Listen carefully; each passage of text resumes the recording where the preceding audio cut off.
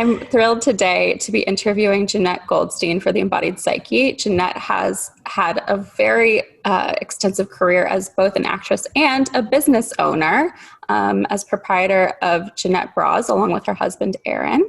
I used to work at Jenette Bras. It was my part-time job in grad school, and I'm really glad you're happy to talk to me today. Oh, absolutely. It's good to see you. It's good to see you too. So I want to talk about both of these aspects of your career.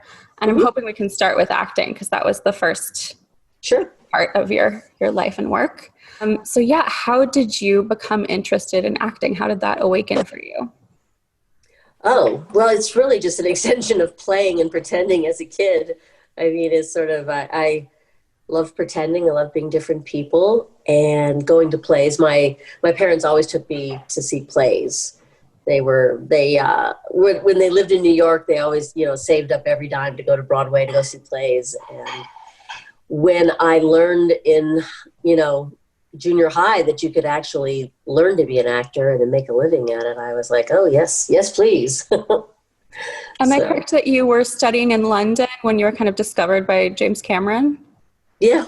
I studied after school. I went to New York and trained at Circle in the Square, and then I went to London, and I was married to an Englishman, and so I did some postgraduate training over there, and then I was discovered by James Cameron. They needed an American actress who had a British equity card, amongst other things. And I think you were really into bodybuilding at that point in your life. You had that physique that really went with characters like Vasquez and Aliens. It was one of those crazy coincidences, but it was, working out in a gym, women didn't do that in the 80s at all. And bodybuilding was like way on the fringes. And I lived near a boxing and bodybuilding gym in East London. So I loved lifting weights. When I was a kid, I used to, I was a tomboy. And so I went there. It was a nice, cheap gym.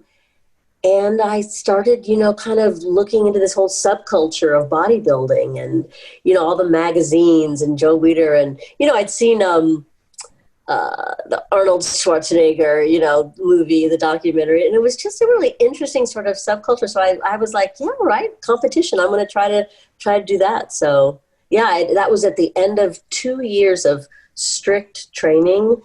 I was auditioning and doing things, but it kind of kept me sane, during the unemployment of a young actress.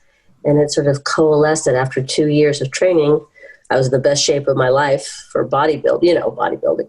And then this role came where they needed a woman who was very muscular. So I wonder if you could speak to just what it feels like to have that kind of strength, to walk around in the world with that kind of strength. Because when I think about the times in my life I've been at like a mixed martial arts gym, I feel very intimidated by just the physical presence of some of the people who work out there. How did you step into that courage?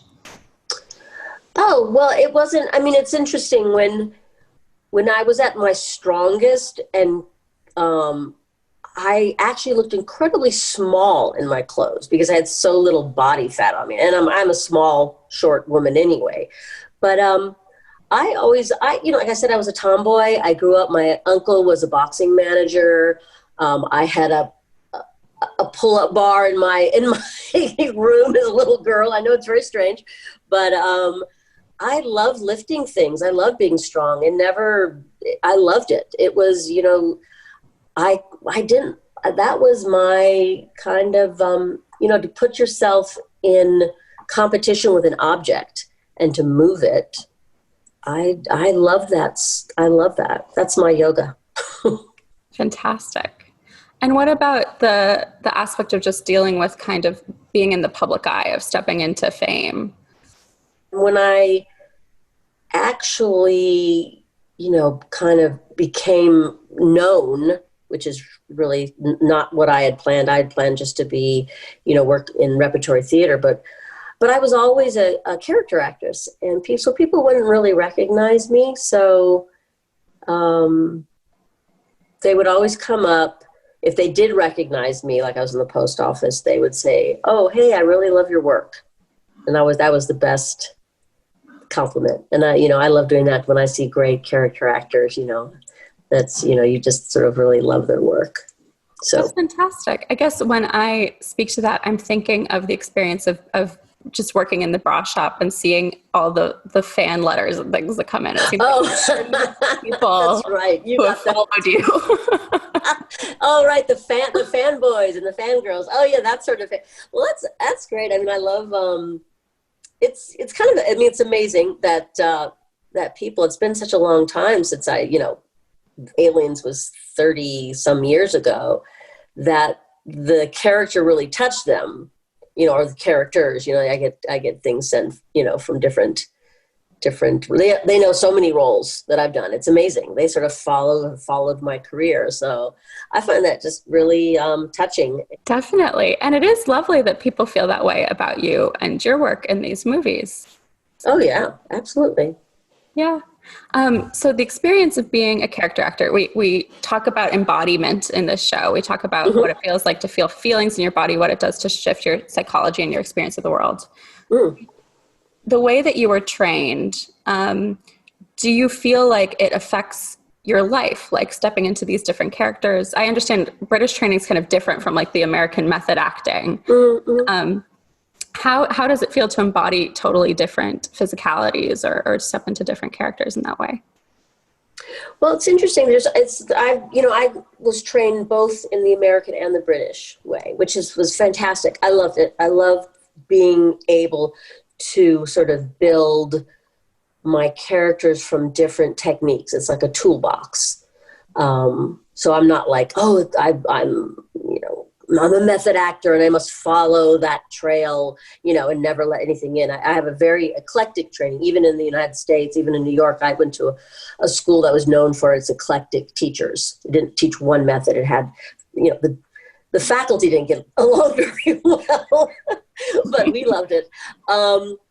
And so, you start from the inside. Sometimes it starts from how you feel, but you can't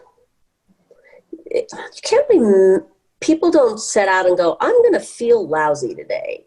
Or a lot of times people say, I'm going to feel happy, but it doesn't really work that way. I mean, the way that you're taught, is you want to do something. Usually it's just as mundane as that. I mean, it's an action. I need to go pick up my groceries. And it's the conflicts and the people you meet and the obstacles that you encounter that, in a way, bring on the feelings.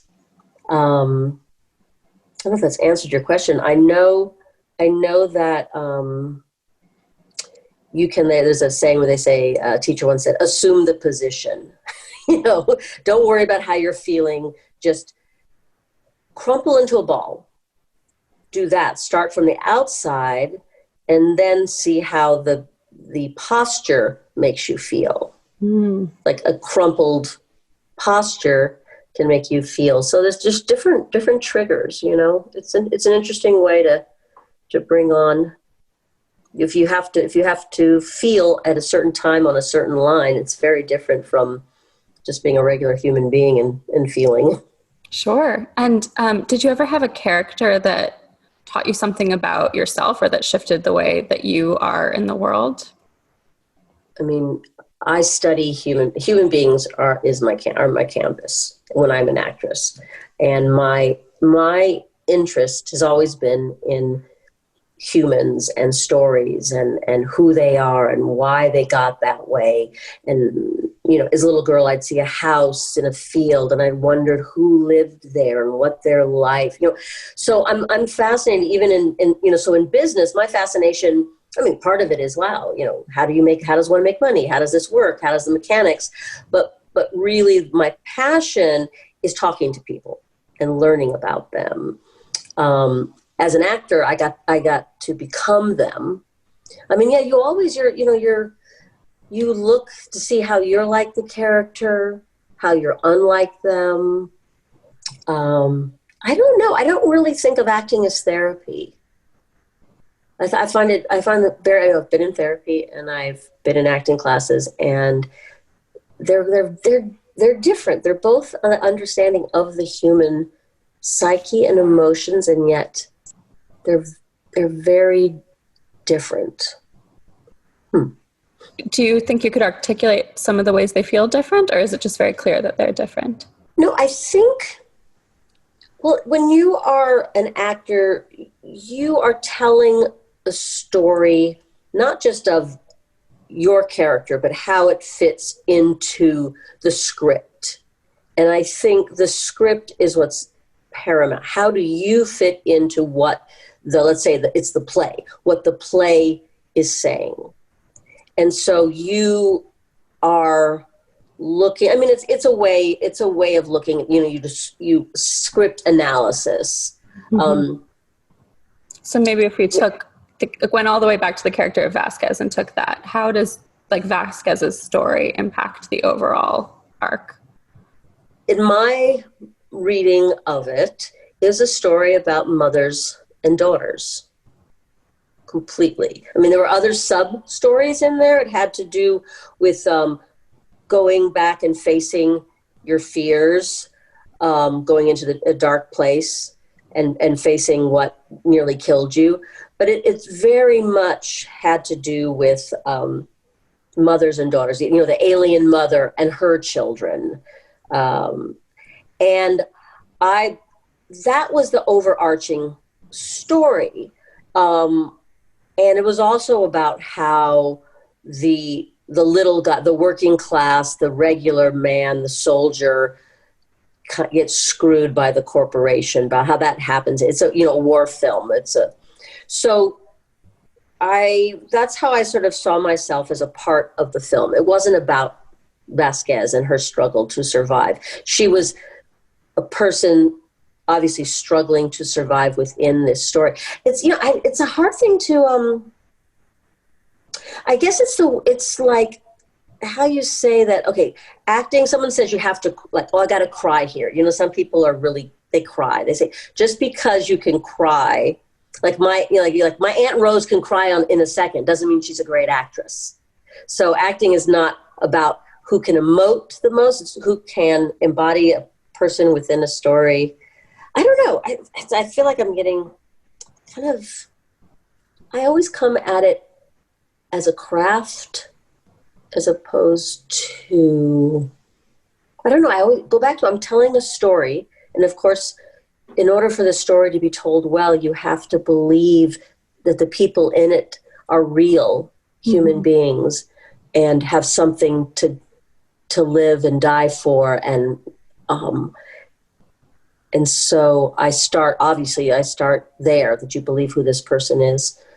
It sounds like maybe going into it this way, this like overarching way, is kind of beside the point, that maybe you're dealing with smaller moments to create that overall picture. Well, you're looking at, I mean, I guess if you're painting, like my husband's an artist, and you go in, I see him, he goes in very small to paint a line or a brush stroke or something, but he'll always step back and take his glasses off and go back and look at the whole, how all of the colors and the line, the balance, to it. And now, of course, that's the, in a play or a movie, that would be the director, the editor at the end would go back. But you are also, as an actor, you're part of that. You have to be aware of how do you fit as your piece into the whole as well. Mm-hmm. And that's just the way maybe I have a sort of a director's eye, but I want to see a wonderful, if as an audience, I want to see an amazing story. I want, of course, really wonderful actors, but if one actor is wonderful, the rest of the story doesn't work, or if it's out of sync, to me, I want the whole story to speak to me. Now, let's talk about the other component of your career. Let's shift into the world of bras. I've read about the story of Jenette Bras, about wanting to bring the kind of high-end European bras to the United States when they're so hard to get. But if you could speak to that, maybe that discovery process of realizing you'd been fit wrong most of your life. How did that happen? A lot of it was, well, I guess, I mean, just to speak about, having large breasts as opposed to the other girls, there was I was definitely aware when I was, 12 or 13, as someone's like, oh, what's going on? All this noise and attention and, and I was like, oh, no, stop looking at me. However, the type of girl I was like, oh, they want something from me, which means I have the power to say yes or no. So they actually don't have the power. I'm the one who has the power. So once I realized, because that's all I wanted. All I wanted was power when I was a little girl, agency. That was it. So it was like, okay, this is annoying. Got it. Wish it weren't this way. But, guess what? So when I kind of made that turn about like, okay, that's, okay, these are mine and I get to do with what I want. So that's a lot what I try to teach young girls when they come in. It's not to like, oh, hide them, don't, so much about having large breasts or something. It's like, oh, how can I hide them? How can I, it's a mistake and how can I make them, act better or something, conform. But, yeah, I don't know. This was always something that annoyed me, was just bras never fit me. And when I discovered that there were bras that fit me, that they just weren't in the United States, I was like, what the hell? And so I just thought, well, am I going to like go there to have to buy, or maybe? And then my husband said, well, why don't we open a store and bring them over here and sell them? And it was a crazy idea, but we just thought, what the hell? Might as well try it.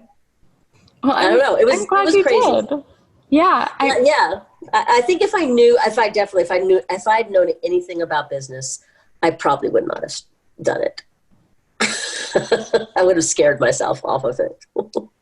I mean, it's certainly a lot of work, but I have a lot of gratitude for the fact that the shop exists. For people in the audience who don't know, Jenette, the slogan is the alphabet starts at D, and you specialize in bras for fuller cupped women. And I don't know if I've ever told you this particular thing about myself, but when I chose to apply for the job at the bra shop, it actually came out of a process I'd been going through in my psychology graduate program, where I was like reckoning with something a little bit like body dysmorphia, just like uncertainty about whether to get a breast reduction surgery, whether I felt comfortable in my own body. And for me, the experience of working at the shop, being in a space that celebrated all kinds of bodies, and feeling like I could adorn myself in this way that was both constructed really supportively and pretty, I just felt so much more personal confidence, and obviously more physical comfort in the degree of support in that quality of bras. Yeah, it's amazing how, oh my God, just a bad bra, talk about, crunching over and then feeling an emotion. I mean, I know that a bad bra makes you feel, bad intellectually, but if I put one on and color, I'm very sensitive to color, how color makes me feel and things like that. I put a ill-fitting beige, I feel depressed, even though I know it's nothing's happening. It's just and then I can change it. And then I go, oh, God, I feel better. So, that's what's nice about art and objects and the physical world. I experienced the contrast really precisely because as I was kind of upgrading my wardrobe, I still had bad bras. As I was working at the shop, I had some of these great bras and some bad bras. And I would be like, oh, I've worn these for years, it's fine. And I'd like put on a bad bra and I'd go about my life. And I literally felt like heart achy, like the way your posture moves forward, like sinking in, it hurt in my chest. And I was like, have I been sad? Have I been depressed, or have I just been like physiologically crippled by having heavy breasts? It's interesting. You bend you bend your shoulders forward and do that, and then you start to feel old and tired, and stand up straight, or throw some water on your face, that kind of thing. So yeah, it does. Yeah, no, the longer I'm in the business and I meet women constantly, and I just got back from working all day today in Atlanta, and I can see, well, it's a language. There's a language that women use about themselves, which it's amazing. Yeah, I understand it. It's you feel that, but it's also inculcated. The one thing that drives me crazy is a woman will, because these bras are expensive, they're an investment.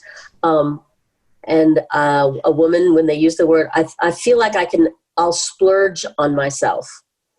And the word splurge, I was like, what is that word? And I was like, it's like a silly thing without thinking about it. You're overspend. And then I thought, would a man ever say, I got a job and I need a good suit. Oh, I'm just going to go splurge on so I thought, that's like a really demeaning word that just pretty much women use when they buy something for themselves. Sometimes there's nothing inherently wrong with splurging on something like, oh my God, this lipstick is so expensive and I just feel I have the money, I'm going to do it. I don't care. But to always think that treating yourself well and adorning yourself and decorating is splurging, is it's an interesting choice of words, as opposed to, I need this is a necessity and it doesn't matter, you don't see it. That's another thing a lot of women do. They go, no one's going to see it, And so being convinced that the underwear, everything is for someone else. Yeah, it's like a self-objectification instead of that recognition of like, when I'm wearing a really well-constructed supportive garment, I get to walk in the world with confidence. I get to feel at ease.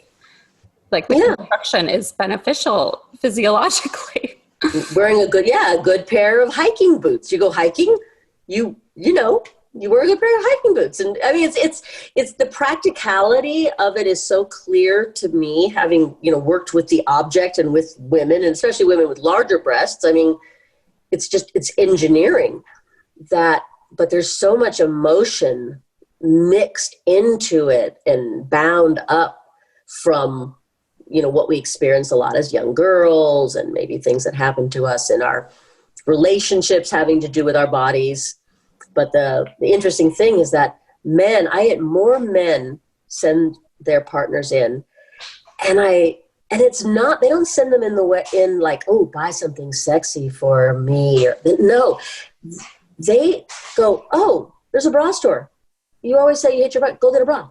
They have no like damage around it. And they don't even perceive that, like, why won't you just go get it? It's so interesting. They're like, it's an object. You buy an object, it makes you feel good, you spend money. There's not this emotional, and they're like, oh, I guess so. And it's so hard to walk through the door because you have to confront yourself in the mirror. And I don't mean just what your body looks like physically in the mirror. Yeah. So. Yeah. So I'm thinking now about my own experience of working with women in that fitting room, and both the joys and the lows of that.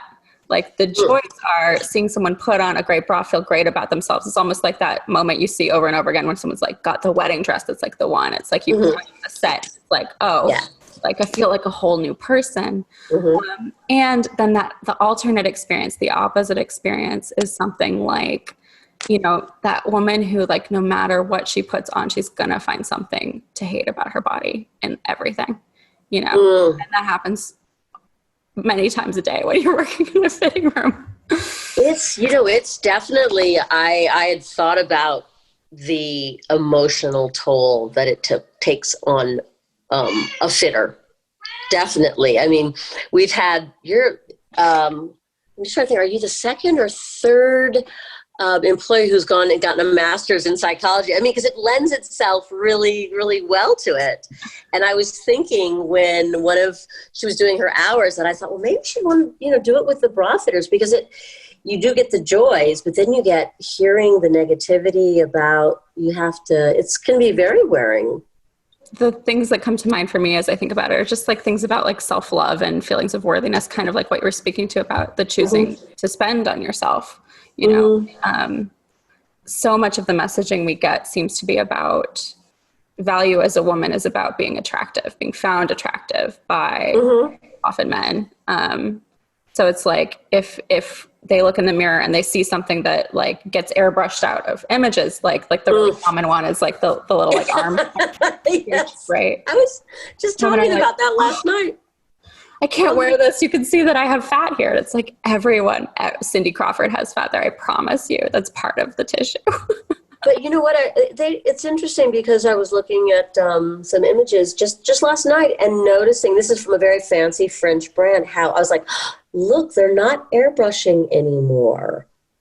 You know, even in like, and you can see that the little bit of flesh that helps you raise your arm, you know, I mean, it's not airbrushed out anymore. And they used to do it on skin, incredibly skinny. It didn't matter who you were. It was like this fake, but now it's out of fashion. It would look odd to see an image now, even in a lingerie thing that's overly photoshopped or airbrushed. So I think there's definitely been movement. I know there's a lot. I find women of my age, middle-aged, more damage, like, you know, the feeling. There's nothing wrong about getting a breast reduction. I have so many clients that had breast reductions, but it kind of depends on the language also. And I've had women just like, I just want to cut them off. I just want to cut, you know, I mean, there's this like, it comes from a place of wanting to self-mutilate and as opposed, yeah. So that's always hard to hear. Yeah. Oh, having a body as a woman can be so tricky. One of the things I love about the Jenette Bras brand is the languaging you use, the positive languaging and all the marketing materials, things like the manifesto. And I think especially speaking to this experience, which in some ways I kind of felt alone in because we just don't talk about it, the experience of being a woman who's a busty woman walking in the world, like it does shift the way that you're perceived. It does. And I've had kind of an interesting experience of like I've lost some weight in like the last 6 months. And I feel like when you're a busty woman, you sometimes get categorized as either like matronly or like a bimbo, you know? And it's like when I'm 25 pounds heavier, I get to be everyone's mom. It's like a very safe way to be. Yeah. They just want to be my friend. They want comfort from me, whatever, you know. And then right where I am now, it's like, oh, okay, I can't walk my dog anymore. Like people are gonna come holler at me. I remember this. Okay. Yeah, it's well, you know, it's something that can kind of. There's nothing to solve, I guess. I mean, you're not going to be able to sort of. I mean, certainly, you can tell men not to wolf whistle. I mean, you know, there's degrees of everything, but you're not going to brush away the desire either when you're heavier as a motherly, the breasts as a mother, or as a sexual, that doesn't go away. So it's always, yes, they have to contain, but it's so you can't just say, no, you may not feel what you're feeling. You can feel what you're feeling, and it's a dance, you know, and it moves during the evolution of the species into, I don't like the fact, I don't like hiding, like you said, hiding. I don't like hiding. I think hiding yourself or hiding who you are is not a good thing. Yeah, I feel like the way you spoke to it earlier when you were talking about acknowledging it as power, but your own, not letting the overwhelm of the feeling of say men when they feel attraction, not letting that overwhelm you, recognizing that like it still belongs to you, that it's still yours. And I do think there's something about the self-love of proper fitting garments. And also something about embodying strength, you know, something like being a person who has enough physical strength that you feel a little like you can stand up straight, you know, and that I think is a helpful thing in, you know, walking in the world as a woman and not feeling like you're at the whims of whoever finds you attractive. Yeah, no, I mean, it is. I mean, I acknowledge because, you know, I certainly remember when I was younger and at the same thing at a bigger weight, I'm very kind of matronly, very bubbly. And then as I, you know, slimmer, it's like more like Jessica Rabbit, you know, it's one from one side to the other, you know, it's that. And you just kind of want to be like, not one on the other, you know, forced into that sort of, but I don't know, that's kind of, or you can be that, you can be motherly and loving and be, really, really slim and stick, it's interesting. I think the thing that I value about the experience of seeing that marketing material was, it was just like, it gave me language around it, for the fact that it wasn't a solitary experience, to be able to have these conversations with other women, or the women in the shop. Not everybody, but a lot of the women in the shop that you employ, have this experience, big, larger breasted women. And understanding the camaraderie around that did feel really like nourishing, really helpful.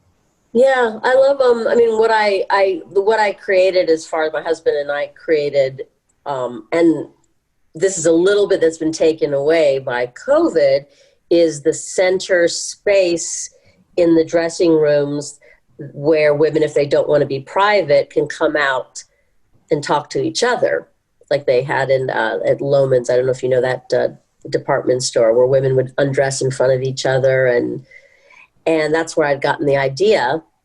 Because when you're hidden and you're in your own dressing room, or in your house, and you're going, oh, I hate you're just like flipping out by yourself.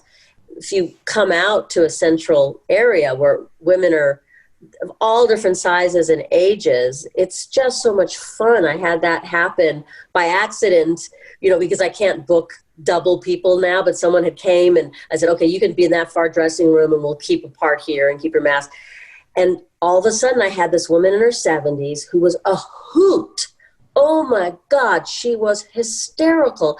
And there was a woman in her like early 30s, and the two of them became best. She was like, you look amazing. My God, what are you talking about? And it was such a great exchange, sort of intergenerational exchange between a 30-year-old and a 70-year-old. And they were so funny and talking about their bodies and, oh, look at this and look at that. Oh yeah, you're right. Oh yeah, who cares? My husband is, it was so great. We're all standing around in our underwear, just talking about, our bodies and our lives. And it was so much fun. And it was how it used to be before the shutdown, with a lot of women, and also, a couple of fitters and women just talking to each other and having fun. Yeah, I think that's a really important thing, having areas in the world for nudity or exposure, semi-nudity, that are not sexual spaces. Right. Something like the spa, something, and I think in other cultures and other times, like there's a lot of opportunity for that. But nowadays, especially with COVID, when you encounter a semi-nude body, it's almost always in a sexual context. And that really adds a dynamic that makes it harder to have this kind of objectivity and self-acceptance. Yeah, I agree. Absolutely. We don't have the kind of beaches they have in Europe where it's a topless beach. And so all of a sudden, you see an older woman without, it's always sexualized in the United States, Right. Complete. It's either Puritan ethic or it's hypersexualized.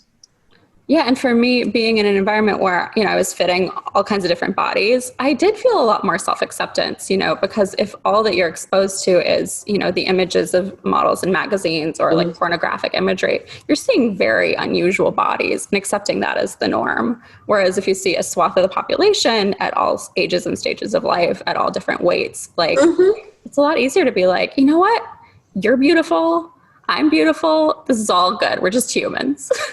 Yeah, and one of the things that I learned by all different sorts of bodies is the women who were the sort of stereotypical, the correct weight, beauty standards, or you could see that they were, when they were young women. Now they were like in their 50s. It affected them more psychologically that they were getting older, or they were putting it was such a betrayal of everything that they had, leaned on and was given acceptance and worked very hard, to have the flat stomach, compared to, let's say, someone who maybe had always been a little chunky, or that just wasn't, what she led with.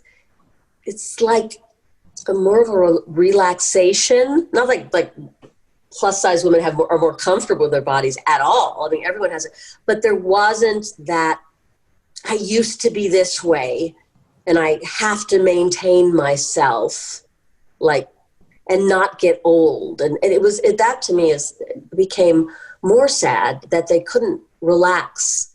And so much of my time, I just go, you know what? You look great. Really. It's relax. We're crazy. We're all crazy. And I mean, to get somebody to laugh and go, I think you're out of your mind. It's like to realize, like, you're right. I am out of my mind. This little thing here is not a big deal. If I want to, eat a little less, I can maybe lose it. It's not the end of the world. So that's what I like, to give some perspective to your body. Yeah, I definitely noticed the same trend. It seemed almost like you could predict it based on the band number who was going to have a harder time with their body. Yes. But yeah, so for viewers at home, for people who are trying to get correct fit, do you have any tips for them? I know you do virtual fittings. Yeah, it's funny. We started virtual fittings out of necessity with, COVID. And we were first just doing it with the our clients who we had good notes on and we'd met them and all that. But then, we sort of developed a way, because the thing is, we fit, this, by the eye. We don't use measuring tape. So you can, it's harder on the screen, obviously, but you can get an idea.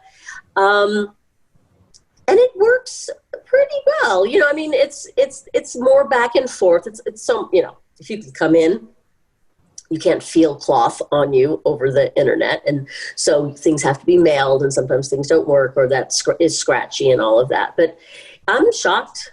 We have at least 4, 5, 6, 7 a week, and they're from all over. They're from all over the country. And then sometimes there are people who just don't feel comfortable coming in at this point. Absolutely.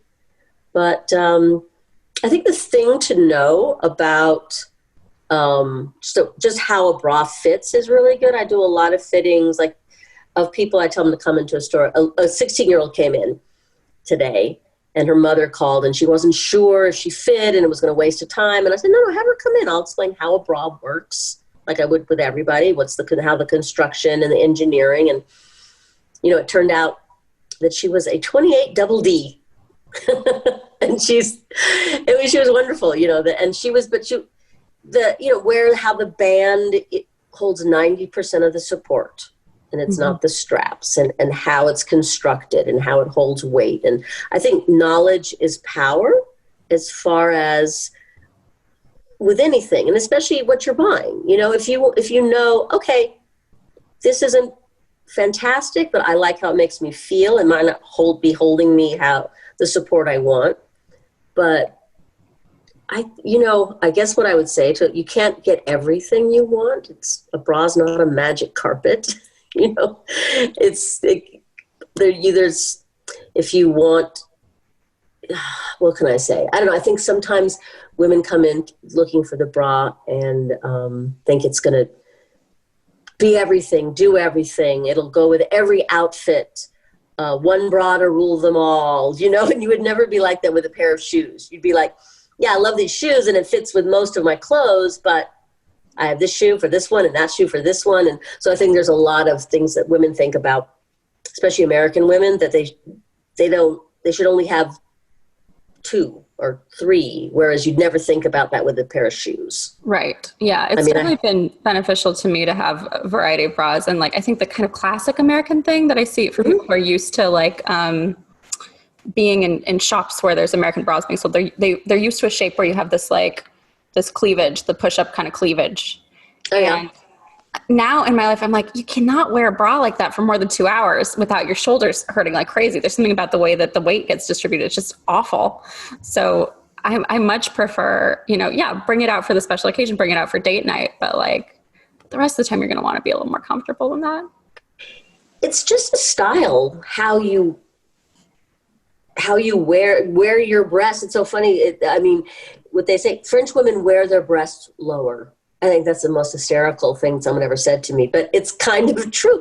It's a style. Their expectations where they should sit when they're in a bra is lower than American. They need to be, it's like, no. It's, they don't need to be anywhere really. And you do not need to wear a bra.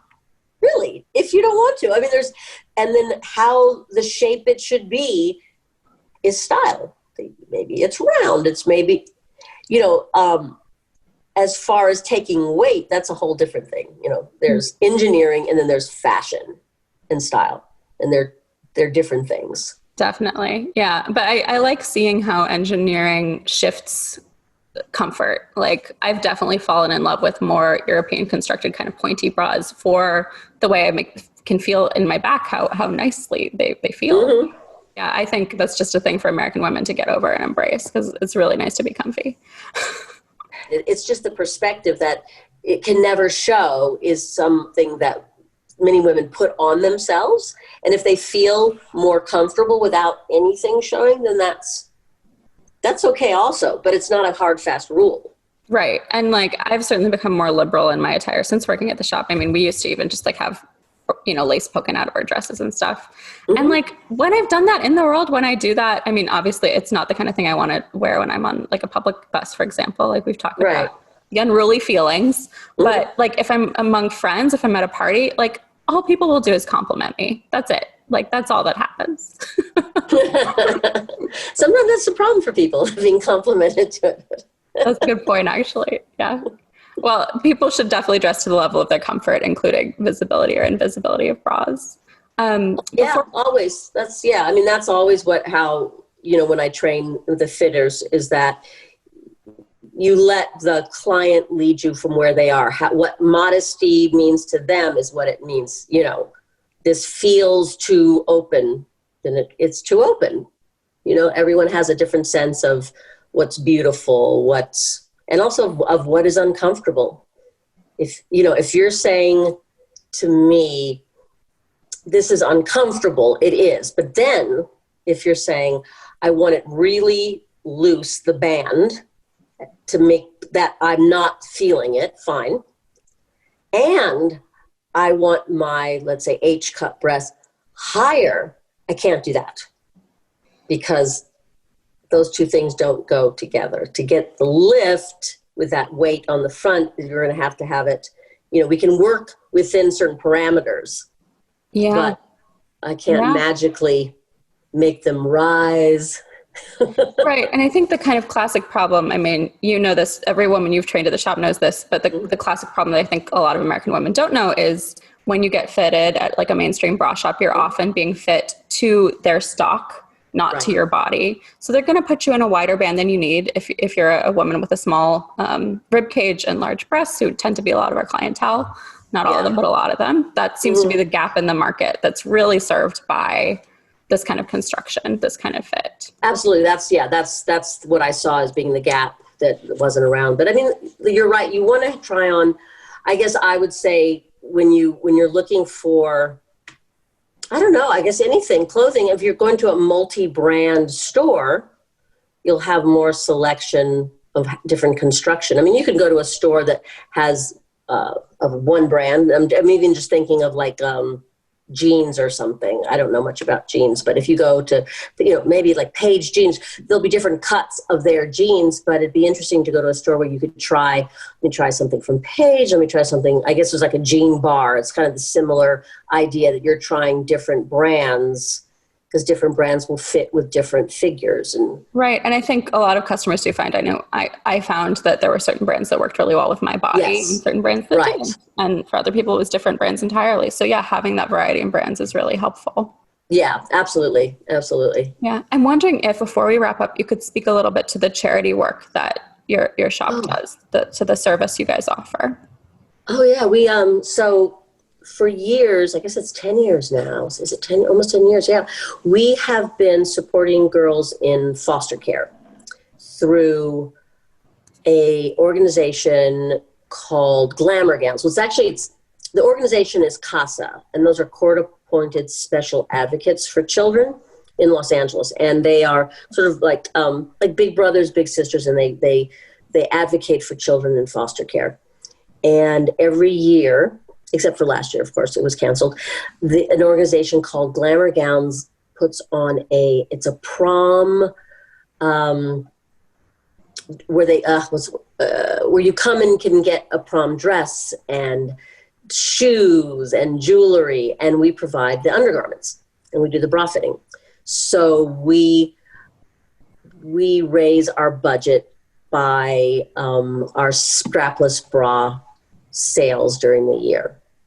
So every time someone comes to the shop and buys a strapless bra, a proportion of that goes toward this charity. Actually, all of it. Clothing. Yeah, the 100%. 100% of the profit. Yeah, of the net profit. Yep.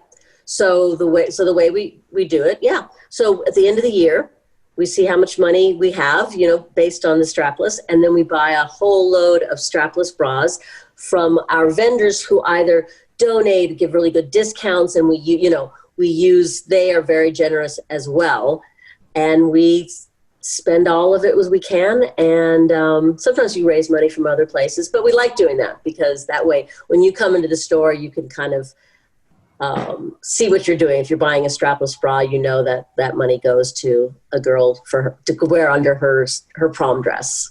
I think that's fantastic, especially because I can't imagine how great it would have been to have bras this good at that age. It might Me too. One's whole life. Yeah. I didn't wear it. I remember the dress I wore, and I could not wear a bra under it. I wore like what do you call it? A boa, like a feather boa to cover.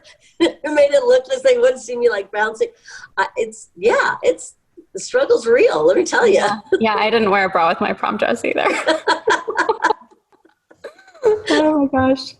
Well, thank you, Jenette. This has been really lovely. Is there anything else on your mind that you want to speak to, or do you feel pretty complete? It was pretty good. Yeah, I talked about the acting, all of that, and the bra business. It's interesting. It's interesting. I've been training a new gal in Atlanta, so I've been back behind the counter fitting. I haven't fit for quite a while. I pop in and out, and it's good.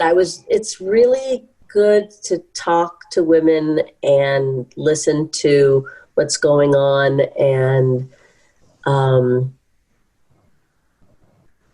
it's that the stores in this business, which I sometimes just like, oh no, why did I do this? But getting back into it, I kind of go, oh, okay, I get why I do this, and it's a real pleasure. It's a real pleasure, and I enjoy the young women that have come through the Jenette Bras education. It's great. It's really incredible. I mean, yourself, and there's so many, and it's unusual to kind of have it without being a school, to have so many young women kind of come through and grow up and have babies. There's people get married and they have babies, and yeah, well, you certainly hire well. I mean, I love the women at the shop. I think I'm lucky to call some of them friends. So yeah, it's been really good. Yeah, they're really special. Yeah. It's a hard job, as you know. It takes a really, really sensitive, empathetic, intelligent, curious, person to do it. So. Well, thank you. I feel very pleased. And I think, it definitely takes one to know one. Thank you for training everyone so well. I mean, yeah, I really appreciated the way that business was just managed. I've had a lot of jobs. I've had a lot of temp jobs and stuff. Oh. And I told Sasha repeatedly, I was like, yeah, I feel like you're the best boss I've ever had. This is great.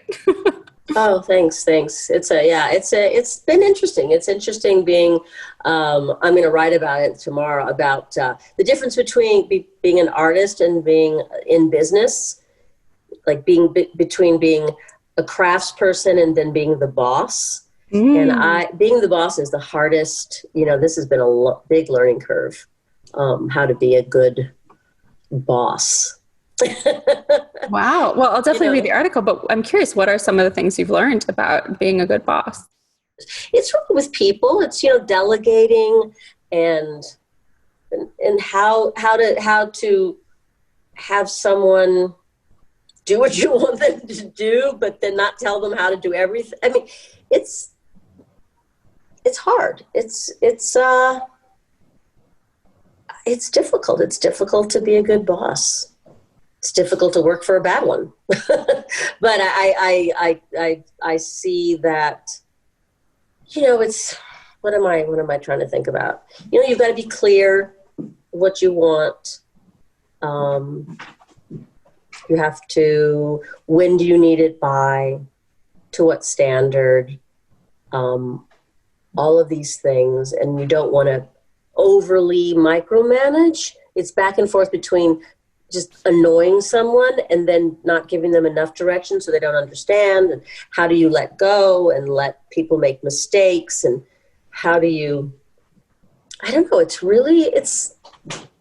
difficult. It's a difficult, and also just retail is a really low status, traditional job. So a lot of times the way a customer will come in and treat a shop girl, but it's not like that.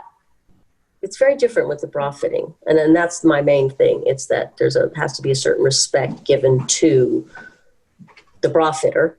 She knows what she's doing, and she's there to work with you. So it's different than your usual, can I put that in your dressing room, or the fake sort of, oh, you look amazing, where you don't believe them. I think that's I always wanted people to tell me the truth when you're shopping. Don't sell me on something, Yeah. So that's a hard, I don't know. I feel like I have to gather my thoughts tomorrow to just try to think about what lessons have I learned on how to be a boss.